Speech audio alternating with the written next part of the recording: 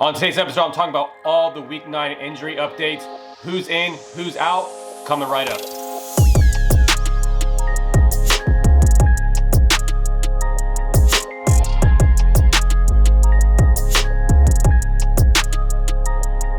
And what is up, everyone, and welcome to the Gridiron Fantasy Football YouTube channel.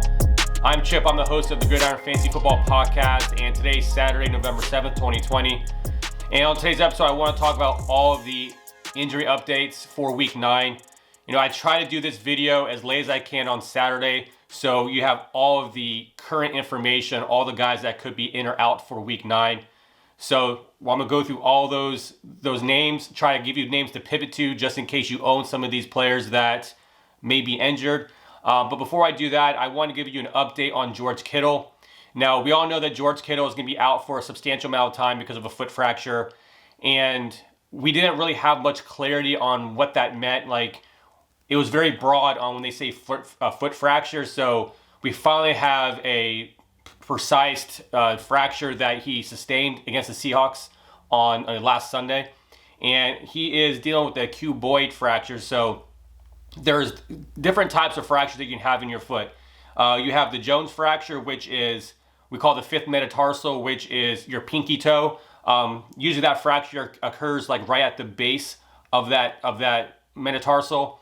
And when it comes to a cuboid fracture, this is more of a rare fracture, and that bone kind of sits above the fifth metatarsal. So still in the same general area. The good thing about it is that it's rare but not serious. He's still gonna have to go, through the process of being in a walking boot for some time, and then hopefully within like the next 6 or 8 weeks, he'll be able to start doing some type of sports-related activity based on tolerance and how how he kind of recovers from that.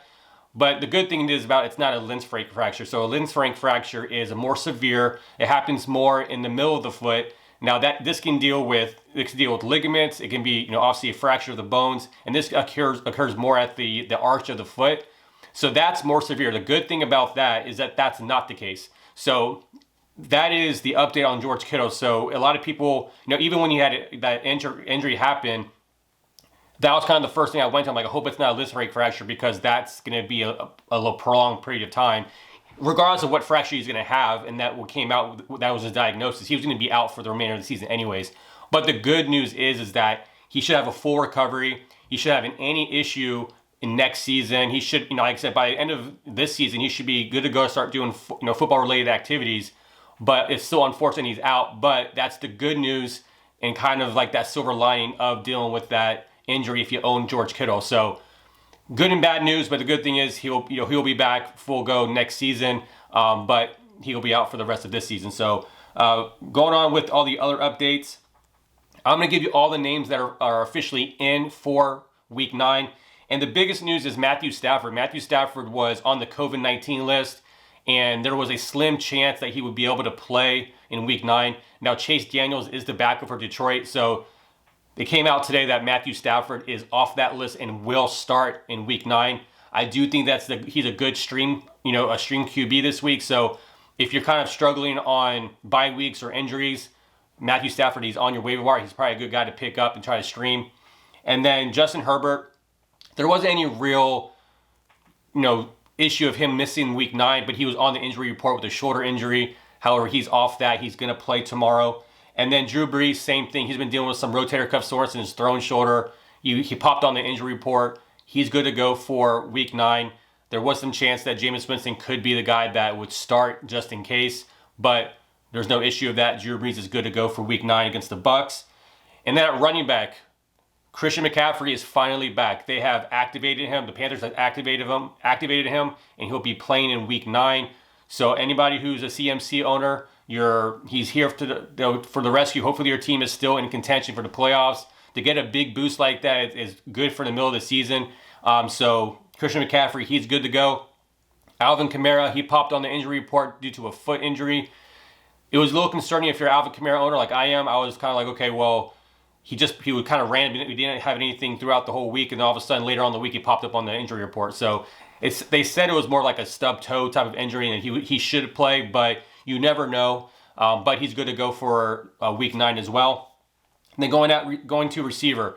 So it's not an injury report, but Dez Bryant. Dez Bryant has been activated from the practice squad to the active roster for the Baltimore Ravens, which is good news. If he is available in your leagues, if you're in a deeper league and you need wide receiver help, just go ahead and grab him right now. He's free. So grab him, see what he can do, because if he comes in and does pretty well and has a good target share, you get him before all of the waiver wire issues that you're going to have if you don't have a big enough fab budget, or you have other players. Obviously, he does well. Des Bryant will be a waiver wire pickup for week 10. So if you have a deep roster, pick him up. Now, if he doesn't do well, just drop him. I mean, that's the thing about this. It's a low risk type of player, but he definitely has upside based on kind of how stagnant their passing game has been. So Des Bryant, he will be active tomorrow for the Ravens. And then this is good news for Monday night. Jameson Crowder, he should be good to go for Monday night.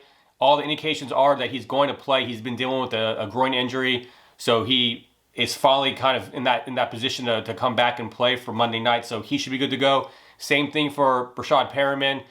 He was dealing with a concussion. He should be good to go for the Jets on Monday night as well.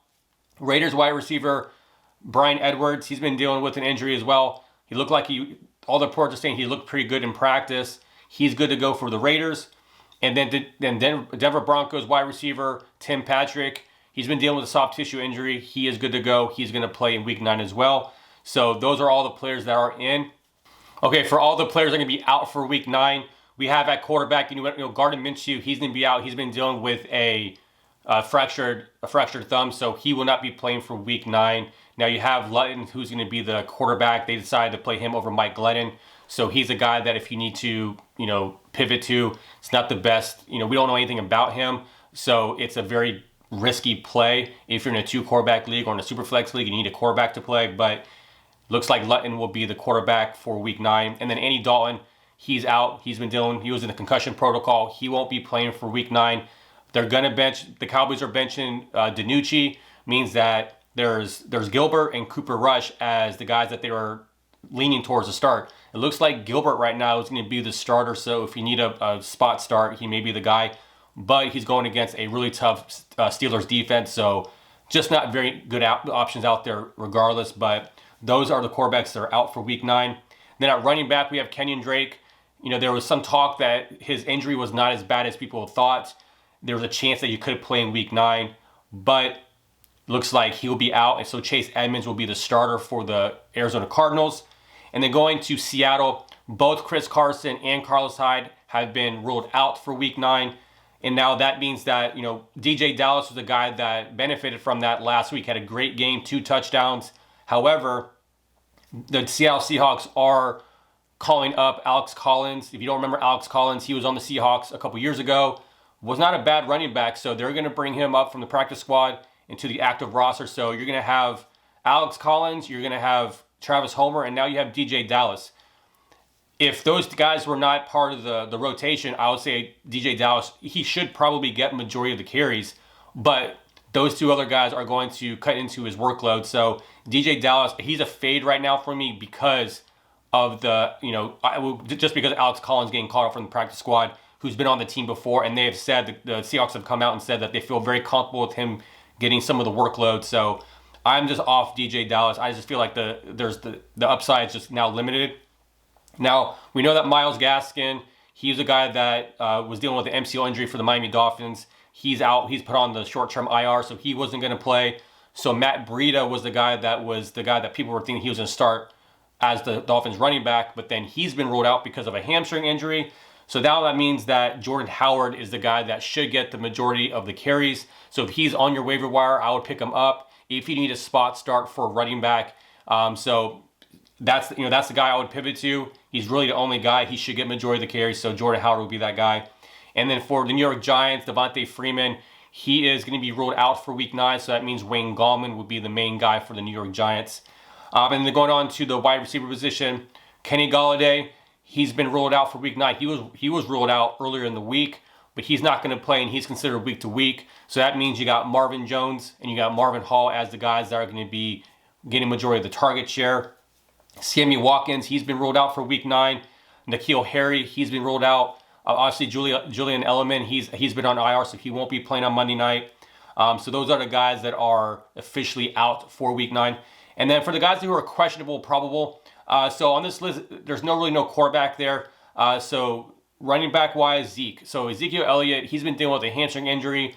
He had limited, participation in practice this week. So it's looking like he's trending towards not playing. So if that's the case, Tony Pollard is a guy who's going to get the majority of the carries, which is good because obviously the Dallas Cowboys rely heavy on the run. And Tony Pollard is very capable of getting you a good fantasy outing. So it is against the Steelers, so just know that. But if you need a running back that gets a workload, Tony Pollard could be the guy that's going to be a good spot start for you. And then Josh Jacobs, he's been dealing with a knee injury. He looks like he was trending towards not playing, but it looks like he is now having a chance to play.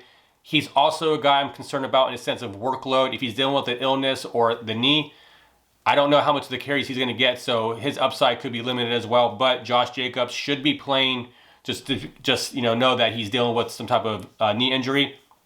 Philip Lindsay, he's been dealing with an aggravated toe, so he was. There's a possibility that he was not going to play tomorrow, but head coach of the Broncos came out and said he will play. So Philip Lindsay is trending towards playing. And then Damian Harris has been dealing with injury as well. He was limited in practice this week, but it looks like he's trending towards playing on Monday night. At the wide receiver position, Keenan Allen popped up on the injury report on Saturday because of an illness. It's non-COVID related, but he was limited at practice, which means that he has some participation, meaning that he should play for the Chargers. And then Chris Godwin was dealing with he had an index finger surgery, and he was out last week, but it looks like he is questionable to play tomorrow against the Saints.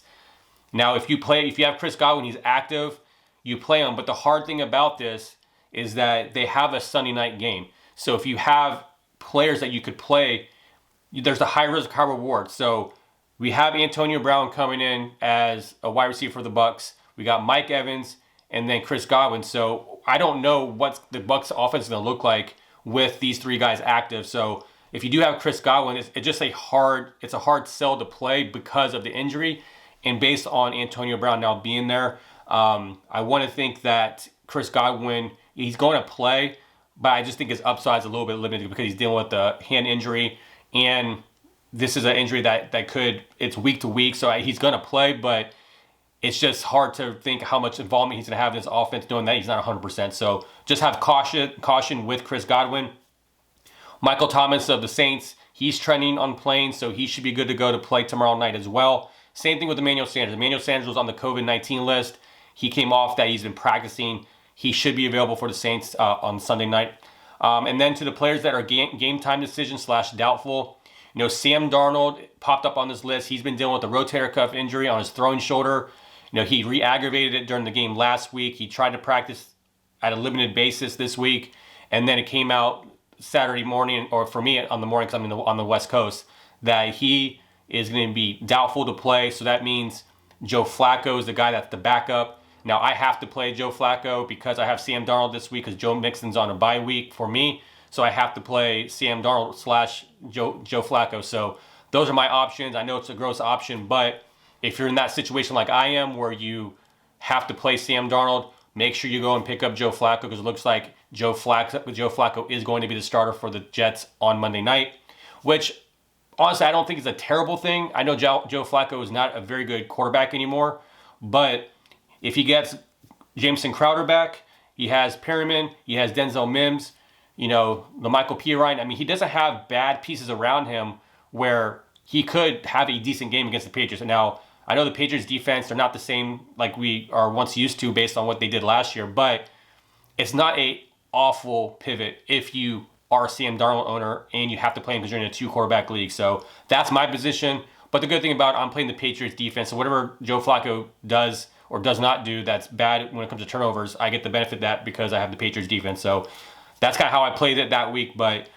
looks like Sam Darnold will be doubtful. Same thing with Mark Ingram. Mark Ingram's going to be doubtful for Week 9. That means that J.K. Dobbins and Gus Edwards will take the workload. This is another situation I don't know exactly where I want to pivot to or lean towards when it comes to who to play. J.K. Dobbins seems like the guy that I would want to play if I had to choose between the two. He had over 100 yards rushing the other last week, so that's encouraging. But we all see, like, 1 week is Dobbins, 1 week is Edwards. So Who knows what week it's going to be this week for the Ravens backfield, but Mark Ingram he's doubtful to play. And then wide receiver Calvin Ridley of the Falcons, still not sure exactly if he's playing on Sunday. He didn't really practice much, if any, on the beginning of the week and throughout the week. So my guess is Calvin Ridley will be out for Week 9. Now this does help, obviously, the target share for Julio Jones, for Russell Gage, for Hayden Hurst. So there is some benefit if you own some other pieces in the Falcons offense, but it looks like Calvin Ridley will not play on Week 9. And then T.Y. Hilton. T.Y. Hilton is dealing with a groin injury. Looks like he's doubtful to play for Week 9 as well. But even if he was healthy, I don't think anybody's playing him regardless, because he hasn't really been, obviously, that guy that we're accustomed to when he played with Andrew Luck. So T.Y. Hilton will not be in the lineup for the Colts tomorrow. So those are all of the injury updates for Week 9. If you have any questions about any of the injuries, any of the start sits, any player to try to pivot to, please leave a comment below so I can answer those questions for you. Like I said, always pay attention to what reports come out in the tomorrow morning, because obviously they have to designate all these players by about 11:30, 12 o'clock Eastern time. So pay attention to what people are reporting. And then obviously we do have some issues with COVID. Like, we don't know exactly, like the Pittsburgh Steelers came out this morning and said that there was a player in their organization or a front office person that had tested positive for COVID. So obviously we have to determine, are they going to play? So there's all these moving pieces, but always be in tune to what is going on with the NFL and with all these players and all the COVID stuff. So like I said, please leave a comment if you have any questions. So that's it for today. Thank you so much for tuning in. Please hit that subscribe button so you don't miss any more episodes for all the episodes that I do throughout the week. But if you'd like to follow us on social media, you can find us over on Twitter and Facebook at the Gridiron Pod. You can find us on Instagram at Gridiron Fantasy Football. So that's it for today. Come back on Monday when I do all my Week 9 reactions plus the fantasy studs for Week 9. Take care and good luck in Week 9.